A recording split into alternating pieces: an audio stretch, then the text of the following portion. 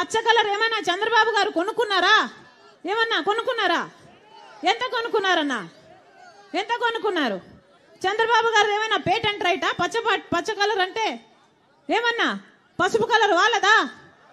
జగన్మోహన్ రెడ్డి గారు మర్చిపోయినట్టున్నారు. సాక్షి ఛానల్లో, సాక్షి టీవీలో, సాక్షి పేపర్లో ఎల్లో కలర్ ఉంటది, పసుపు కలర్ ఉంటది, పైన గుర్తుందా అన్న? పసుపు కలర్ ఉంటది. దానికి రాజశేఖర రెడ్డి గారు ఆ రోజు చెప్పిన మాట, ఏ తప్పేముంది, పసుపు అంటే మంగళకరమైన రంగు, అదేం టీడీపీ వాళ్ళ సొంతం కాదు అని ఆ రోజు రాజశేఖర రెడ్డి గారే సాక్షికి పసుపు రంగు పెట్టించారు. పసుపు అన్నది మన వంటల్లో కూడా వేసుకుంటామే, అది టీడీపీ ఎప్పుడు కొనుక్కుందన్నా? వాళ్ళ సొంతమా అది? నేను పసుపు చీర వేసుకున్నానట, దానికి ఒక ముఖ్యమంత్రి హోదాలో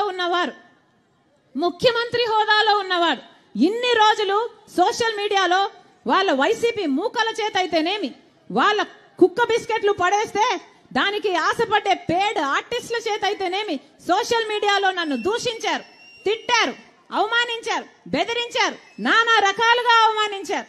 ఇదంతా సరిపోలేదని ఈరోజు ముఖ్యమంత్రిగా ఉన్న జగన్మోహన్ రెడ్డి గారు మాట్లాడుతున్నది సొంత చెల్లెల గురించి అని కూడా ఆలోచించకుండా నా ఒంటి మీద ఉన్న బట్టల గురించి ఇంతమంది మగవాళ్ళ మధ్య మాట్లాడుతున్నారు అంటే వీళ్ళకు సభ్యత ఉందా? సంస్కారం ఉందా? ఏమి జరుగుతుందన్నా మన రాష్ట్రంలో? ఒక్కసారి ఆలోచన చేయాల్సిన అవసరం లేదా? నేను మక్కీ కడుతున్నానంట, మక్కీ టు మక్కీ నేను చంద్రబాబు గారి స్క్రిప్ట్ తీసుకొని నేను మాట్లాడుతున్నానట. ఎవరన్నా మక్కీ టు మక్కీ స్క్రిప్ట్ చదివేది మీటింగ్లలో? ఎవరు చదువుతున్నారు? జగన్మోహన్ రెడ్డి గారు స్క్రిప్ట్ పెట్టుకొని మక్కీ టు మక్కీ, వర్డ్ టు వర్డ్ చూసుకుంటూ చదివేది జగన్మోహన్ రెడ్డి గారా నేనా?